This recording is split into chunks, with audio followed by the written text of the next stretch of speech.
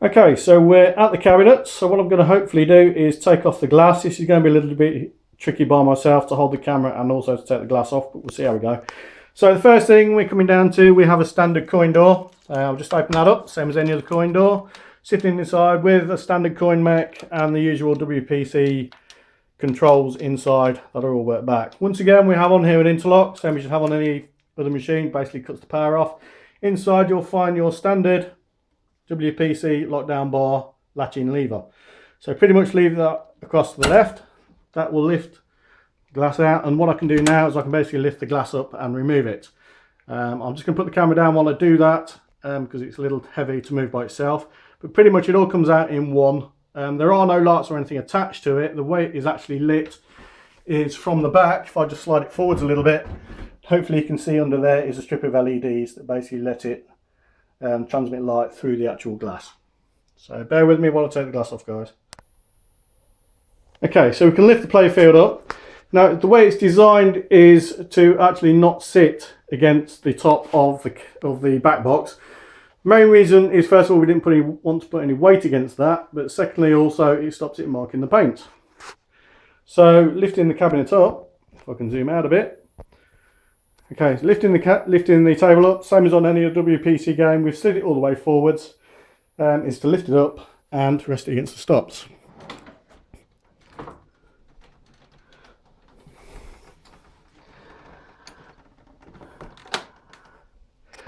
Okay, so with the cabinet open, what you can see is it doesn't actually touch the back box.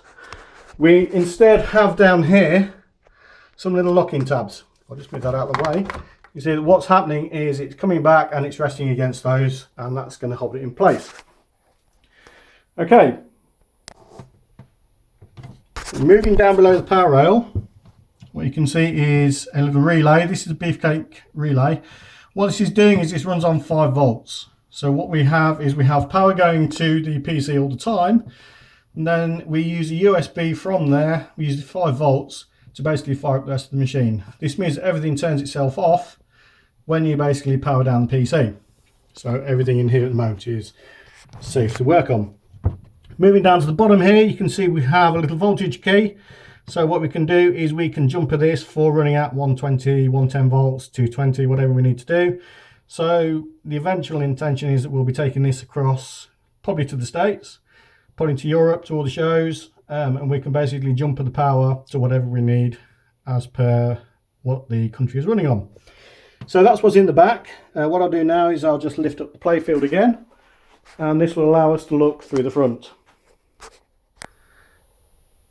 Under the Playfield is the main business end of the P-Rock. So what we have is everything mounted on its own board.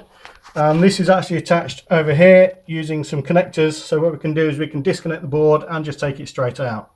This also helps with the Playfield. If we wanted to remove the Playfield, everything is running basically down the trunking, running round back to connectors as well. So it's just a case of disconnecting the connectors, and then you can lift the Playfield out in its entirety.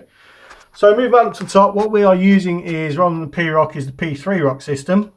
That allows us to use all custom boards. So what we have at the top is we have a couple of power boards. So these are running all the coils. We have a nice cover over it. Obviously this is there to stop any screws or whatever coming out, landing on the board, shorting things out.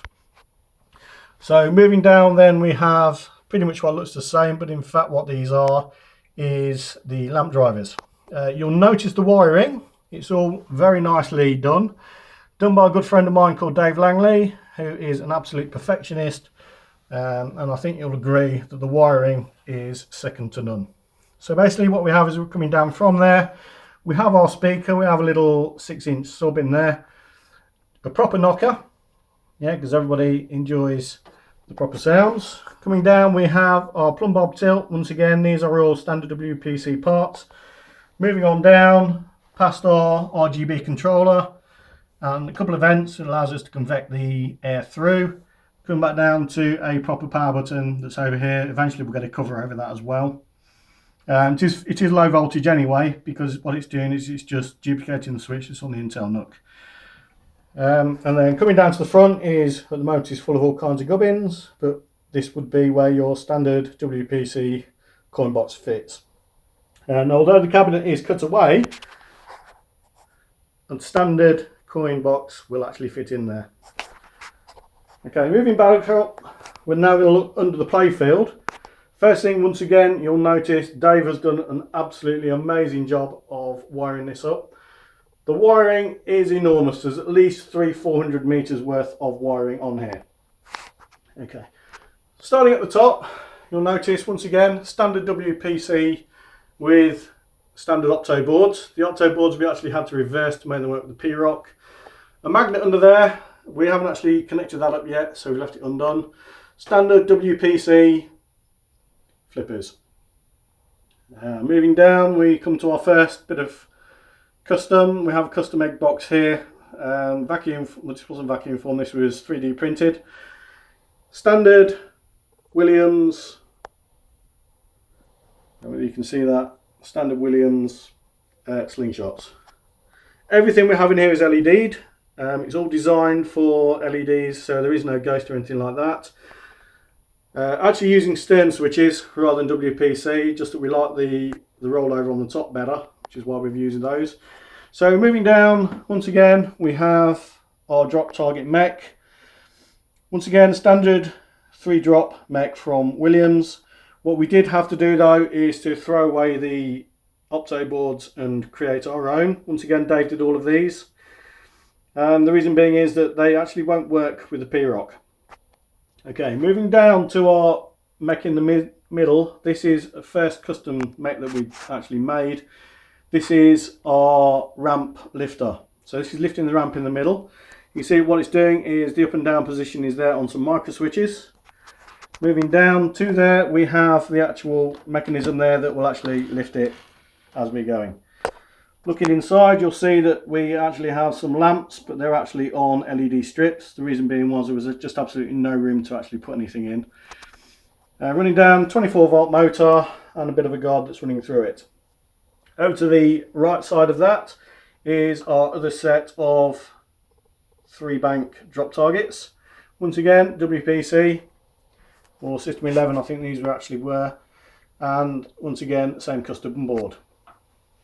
Moving down from there, excuse me, we'll just move around. We have an up kicker. Once again, this was a WPC up kicker.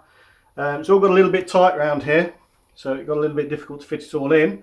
But we have an up kicker coming to a trough that's also the feed out from our skill shot assembly.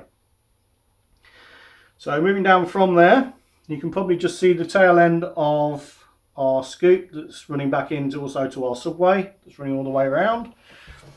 And also you can hopefully see just in there is the bottom of the jet bumpers. Once again, all standard Williams kit.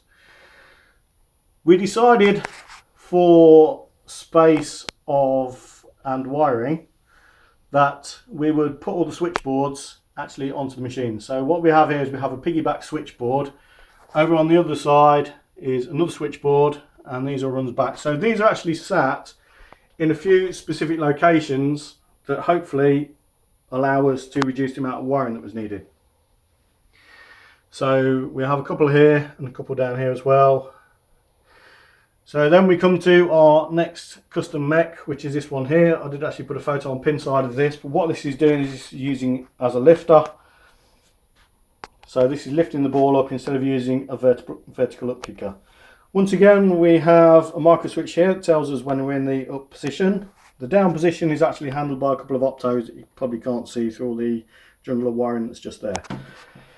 Running round, we've not actually got this working yet, but we have our driver board for that actually on here. We just need to create a little bit more wiring for that, but we will get there eventually.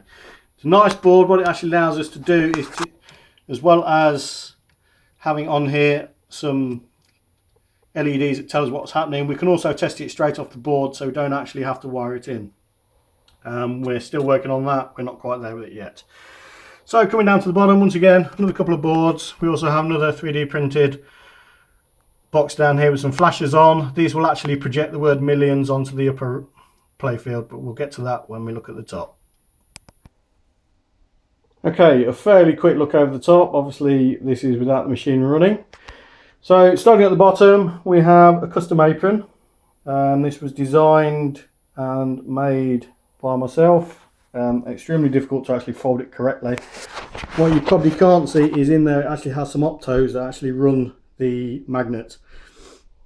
Once again, that is still to be worked into the actual code.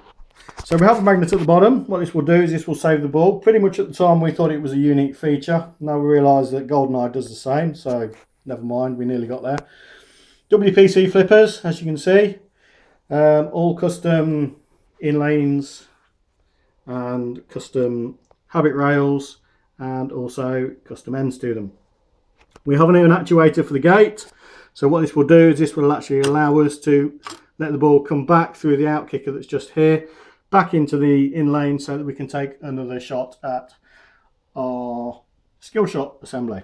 So rather than just use it once per ball, we thought it was way too nice, it worked way too well. What we would do is we would use that again. So moving up from our centre, this is the side of our egg box. You can see that it's designed, eventually this will have in here a little bit of a translight, so you won't actually see the lettering, and the lettering will shine through it. Artwork is obviously still to be created. Running through in the middle is our ramp. This lifts up to actually connect with our ramp that is sitting over the top. So this makes Forbidden Planet a 3-level game, or almost. So here we have our space ducks. These actually came out of a Hurricane, but John likes them so much we're actually going to work them into the gameplay somewhere, possibly during the Altera mode. So we have in here three drop targets, pretty much the same as per WPC. Same coming around to the right side, we have another set of 3 drops. These will be used in conjunction with the centre ramp to allow you to lift it to make the shot running through the middle. Okay, moving up to the outside, we have a spinner. Originally this wasn't designed for a spinner. I wanted a spinner on it, and eventually John relented and let me put one on. So the outer loop is basically not a loop. What it's doing is you're running through some custom formers and also some custom vacuum form ramps. This is basically running round back through the centre underneath, and then what that does is that exits back out this right hand side here. The other ramp, the loops are coming through here, loops around back under that ramp and back down this way. This allows us to attack the spinner from the other side. So this also diverts through to our brain boost that you can see just here. This will then lift the ball up onto the upper playfield. We have another centre loop that's running around the middle here. You can probably see that that's where the other ramp from the other side comes, running round, and that also exits out this right hand side. And then on this side here we have a right loop that's basically running up. It'll loop all the way around and loop back down, or using the control gate that's here, it'll basically divert it through into these at the rollovers at the top on the upper level. Now the unique thing about these rollovers is that because they're on the upper level and it's all made out of perspex and therefore it's transparent, we couldn't actually screw any rollover micro switches to it. Instead, this is a first as far as we're aware, it's all using optos. So basically, although they do work, there is nothing there to actually detect it that you can tell. So moving down on there, yes, it is all transparent. Once again, this meant that what we had to do was, rather than mount the hardware of the pop bumpers actually onto it, we had to make some custom connectors and custom mounts for it to actually allow us to fit all of it, everything in. So we have on there 3 pop bumpers. We also have a few exits. First one we have is the brain boost, which will push up and push the ball back over the top. There's also, you probably can't see it, an entrance there, so you can actually get it back into there, in effect a sneaky lock running through from the jets. We have a couple of other exits here. The first exit you see here to the right drops us down onto this centre ramp. It runs us back through to the upper playfield. The other one drops it right through from the upper level, right through 2 levels down to the subway. And that will bring it through, and that will then drop the ball back out of here. At the moment it's set to actuate the gate, so that will lead you back to your skill shot. So that's pretty much looking at the hardware side of it as we have it. Next, hopefully we'll get some programming done and we can get on and get this running properly. Okay, so I'm going to boot the machine up. Pretty much it's a standard thing. Hit the power button and that turns on the machine. So we'll give that a few seconds to boot. Now at the moment what we don't have is any form of automatic booting. So I'm just going to have to do that manually, but hopefully you can see that around about 10 seconds the machine is up. So what we'll do now is we will basically fire that into P-Rock. Oops, wrong one.